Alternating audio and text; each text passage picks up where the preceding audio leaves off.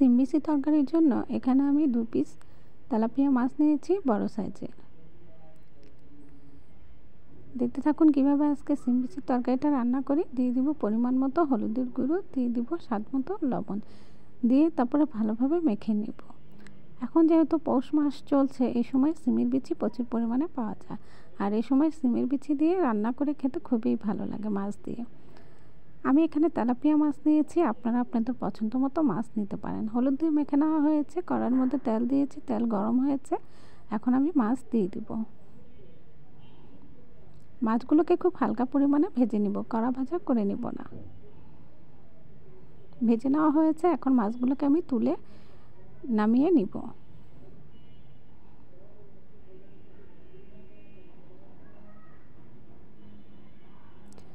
চুলায় আমি হাঁড়ি বসিয়ে দিয়েছি, এখন এখানে দিয়ে দিব পরিমাণ মতো সয়াবিন তেল।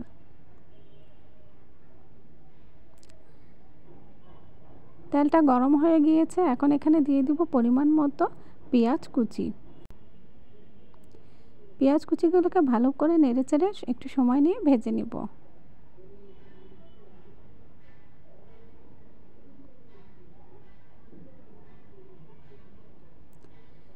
ভেজে নেওয়া হয়ে গিয়েছে, এখন এখানে দিয়ে দিব স্বাদ মতো লবণ।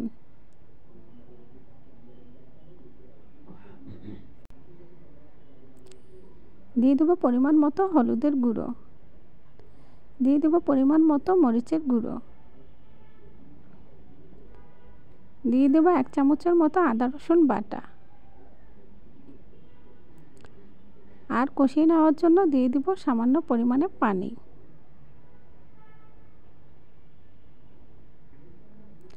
ভালোভাবে এখন নেড়েচেড়ে মশলাগুলোর সাথে কিছুক্ষণ সময় নিয়ে কষিয়ে নিতে হবে।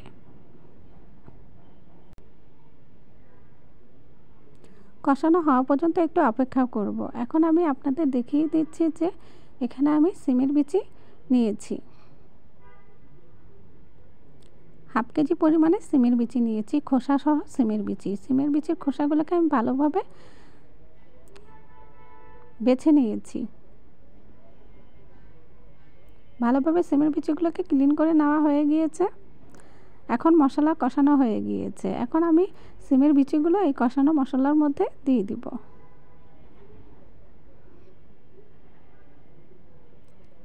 সিমের বিচি দিয়ে আরও কিছুক্ষণ সময় নেড়েচেড়ে সিমের বিচিগুলোকে মশলার সাথে কষিয়ে নিব।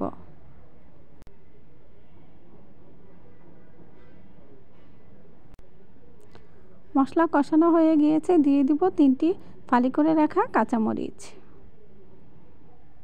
দিয়ে কষিয়ে নিয়েছি। এখন এখানে আমি আমার ঝোলের পরিমাণ অনুযায়ী পানি দিয়ে নিব। আপনারা আপনাদের পরিমাণ অনুযায়ী পানি দিয়ে নেবেন।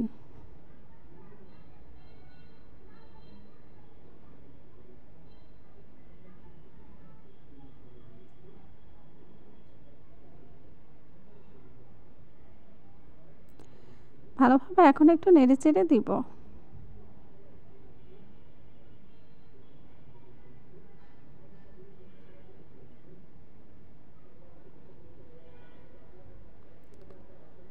এখন তরকারিটা ভালোভাবে জাল হয়ে এসেছে। সিমের বিচিটা একটু হালকা সিদ্ধ হওয়া অবস্থাতে আমি এখানে দিয়ে দিব 3টি ফালি করে রাখা টমেটো। টমেটোগুলোকে আমি 4 ফালি করে কেটে নিয়েছি।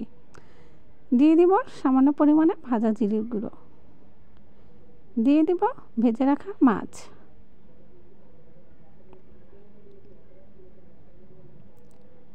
এখন একটু ভালোভাবে নেড়েচেড়ে দিব।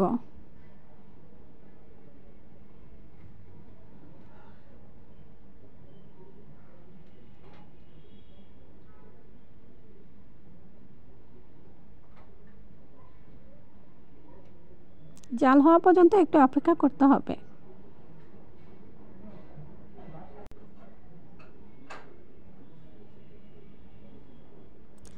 তরকারি জাল হওয়ার পর এখন নামিয়ে নিয়েছি। নামিয়ে এখন আমি সবগুলো তরকারি বাটির মধ্যে বেড়ে নিব।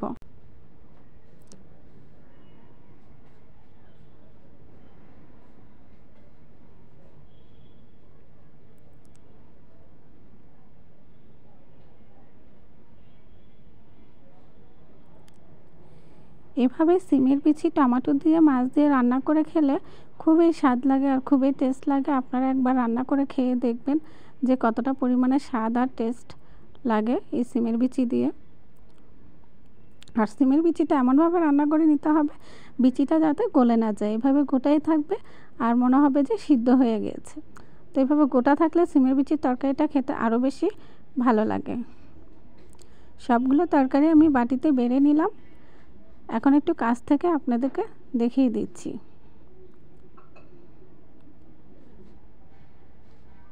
এখন একটা সিমের বিচি হাতে নিয়ে দেখিয়ে দিচ্ছি যে কী পরিমাণে সিমের বিচিটা সিদ্ধ হয়েছে।